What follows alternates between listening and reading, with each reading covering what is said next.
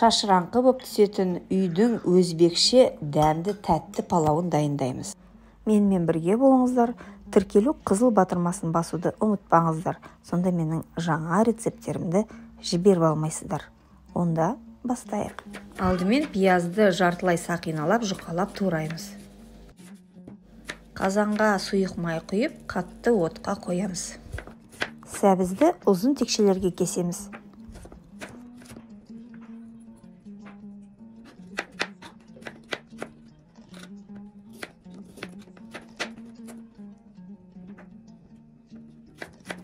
Палау үшін күріштің лазер түрін алыңыз. Бұл жоғары сапалы күріш сорты.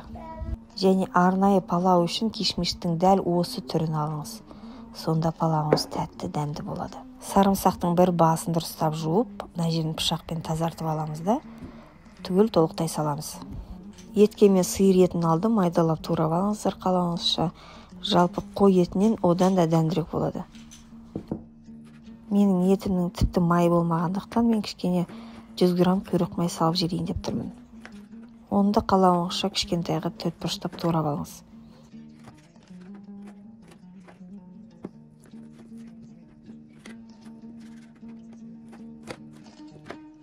Сарымсақтың 1-2 түйірін майдалап турап, құйрық маймен қосып жібереміз. Ал майымыз қызып тұр. Енді ақырындап пісмеледіп пиязымызды салып, сарғайғанша қуырамыз. Шойын қазаныңыз болса, дәл осындай шойын қазанға палау жасасаңыз өте дәмді болады.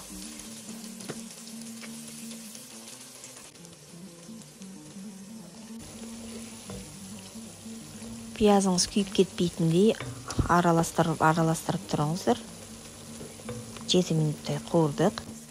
Енді етімізді салайық.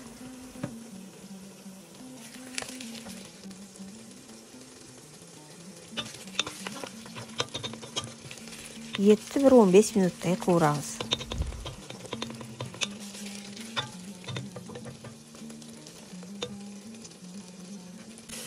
Күрішті суы мөлдір болғанша 3-4 мәрте қайтара суық суға жуамыз. Құйрық май мен сарымсақты саламыз.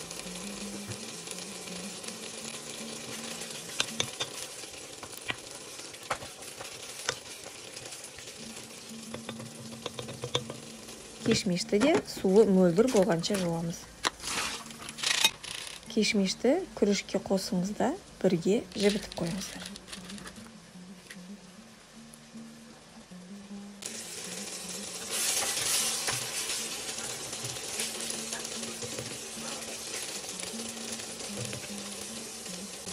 Дәміне қарай тұз қосыңыз.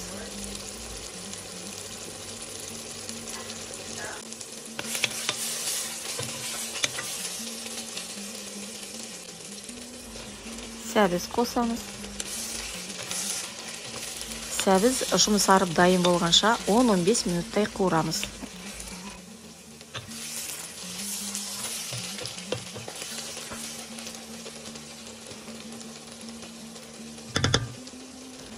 Төрт стакан суық су құямыз.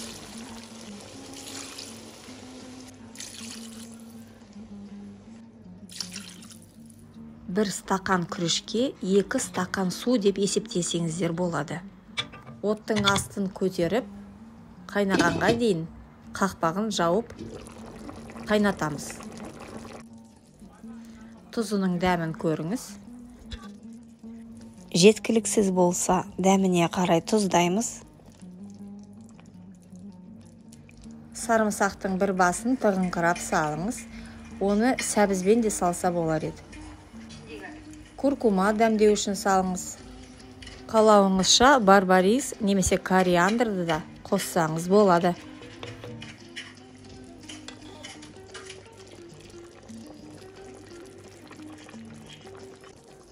Күріш салардың алдында сарымсақты шығарып қойыңыз.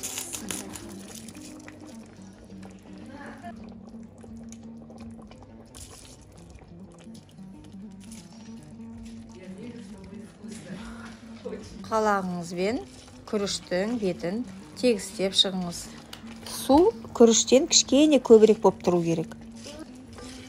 Қазанның қақпағын суы тартылған кезде жабасыздар.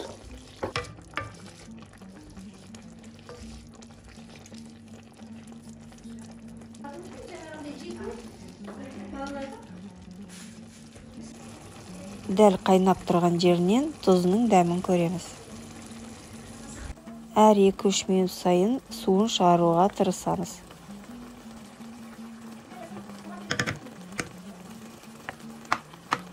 Қалақтың соңын тығыңқырап, буын шығарыңыз.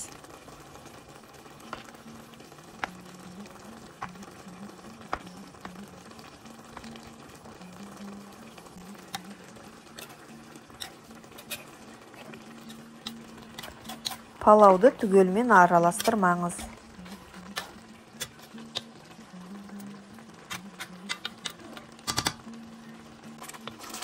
Суы буланып шыққан кезде ғана қақпағын жабамыз.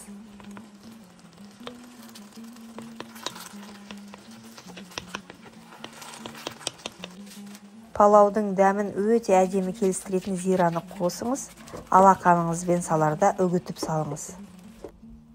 Суы тартылдау дегенде күрішті бір төбеге жинаймыз.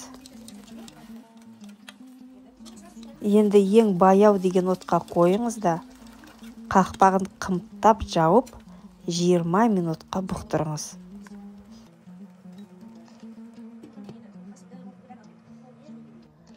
Үйдің шашырап пісетін дәмді тәтті өзбек палауы дайын болды. Палауды жасап көрулеріңізге кеңес беремін. Егер бейне ұнап жатса тіркеліп, лайк басып қолдап кетсеңіздер, бір қуанып қалып талай жаңа рецепттерді сізге ұсынамын деген ойдамын. Аяғына дейін назарлағаныңыз үшін рахмет. Астарыңыз дәмді болсын. Я балам.